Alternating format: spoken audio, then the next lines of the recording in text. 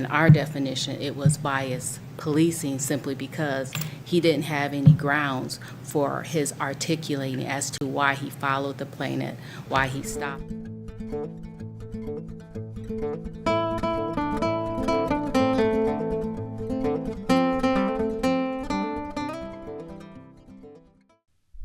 One of the most important characteristics of a good leader is the ability to admit when they're wrong.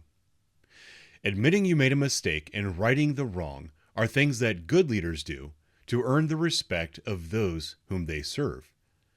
Unfortunately, this is not a trait that the City of Columbus Department of Public Safety Inspector General possesses. If you remember, about a month ago, I released a video where I exposed the IG's office for having an anti-police bias, and I called for the firing of the Inspector General Jacqueline M. Hendricks, as well as an investigator and a supervisor in her office. I made that demand after seeing an investigation where they falsely reported that a white teen was black, and then used that error to file a complaint of bias-based profiling against a Columbus police officer. As you can see from the screenshot taken from the teen's own cell phone video, he clearly is white. In response to that video, Inspector General Hendricks released a vague statement stating they were made aware of a mistake and have fixed the error, but stand behind the finding of that investigation. So the teenager who complained is white, but they still find the officer guilty of bias-based profiling, which is absolutely impossible under these circumstances. This is an indication that Jacqueline Hendricks not only lacks the integrity to fix her wrongs, but is also incompetent, does not understand the directives she was hired to enforce, and does not understand the training officers receive. No person with an understanding of the training these officers receive would come to this conclusion.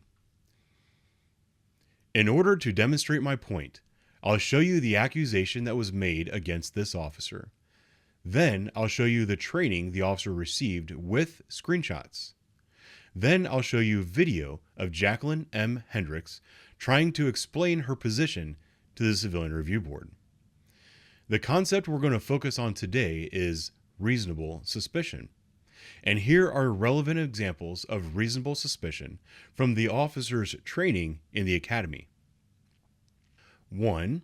Unusual dress. Dress or apparel that is unusual for the area or weather can be an indication of possible criminal activity. 2. Excessive alertness. Before, during, and after committing a crime, people instinctively look around a lot to see if anyone is watching. 3. High crime area. If an area has a documented history of being located in a high crime area, what might otherwise be considered innocent behavior may form the basis for reasonable suspicion to stop and investigate. The officer admitted that the teen was not linked to any criminal activity that he was investigating. The teen was not engaged in any criminal activity. The officer stated the teen appeared to be suspicious because he was, one, wearing a hoodie, and he believed that the weather was too hot for this hoodie, and number two, the teen was looking over his shoulder. Therefore, it is recommended that the allegation against this officer be closed as sustained. The first item that drew the officer's attention to the teen was the fact that he was wearing a hoodie with the hood pulled up over his face on a hot day. According to the OPADA Search and Seizure Manual, on page 51, dress and apparel. Either of the following, while insufficient by itself, can be an indication of possible criminal activity and can contribute to the totality of the circumstances used to establish reasonable suspicion. Point A. Clothing that is unusual for the area or the weather. This was taken directly from the OPADA training manual that is taught in the Columbus Police Academy. The Federal Law Enforcement Training Center has the exact same language in a recent update to their training materials on Terry stops. Unusual dress. Dress or apparel that is unusual for the area or weather can be indicative of potential criminal activity. Next, the officer described watching the teen constantly looking over his shoulder to see where the officer was. This is described by Opata as excessive alertness.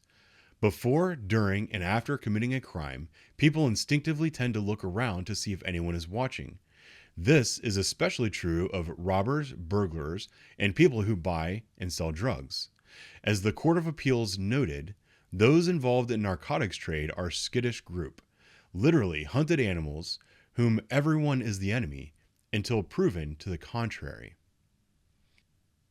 Officers are also trained specifically about looking for suspicious activity in a high crime neighborhood.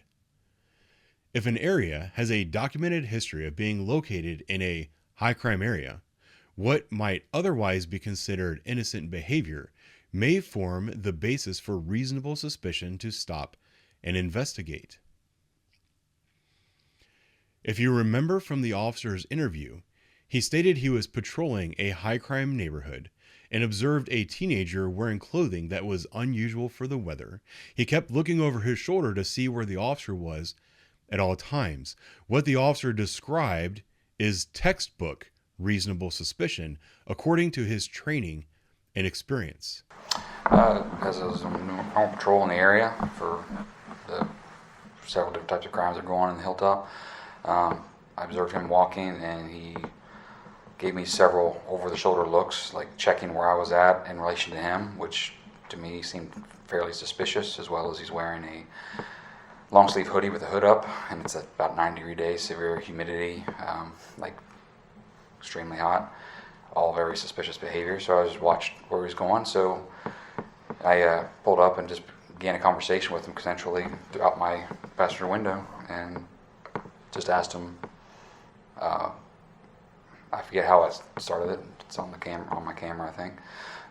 But just inquired, how he's doing, because he was looking at me several times, like watching my track, which, in my experience, someone's kind of being suspicious about that or wondering what I'm doing, so they might be doing something wrong. Okay.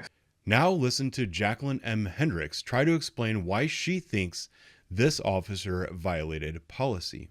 So just following up, so what I would say is when we get complaints based on what the complainant is describing the actions that occurred.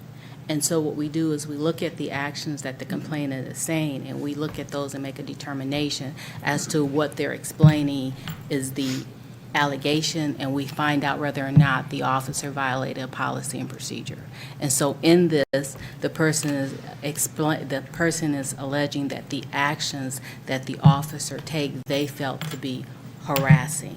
What we did is we looked at what the officer did, and the actions he took was, in our definition, it was bias policing, simply because he didn't have any grounds for his articulating as to why he followed the plaintiff, why he stopped them, and his continuously asking him questions. So I hope that answers your question. So what we did is I know that you're asking us to give you a definition of harassment, but what we're telling you is the sustaining of the policy violation that we use to state that the officer violated policy and procedure was based on a CPD directive. The fact of the matter is, the officer never violated any policy or procedure.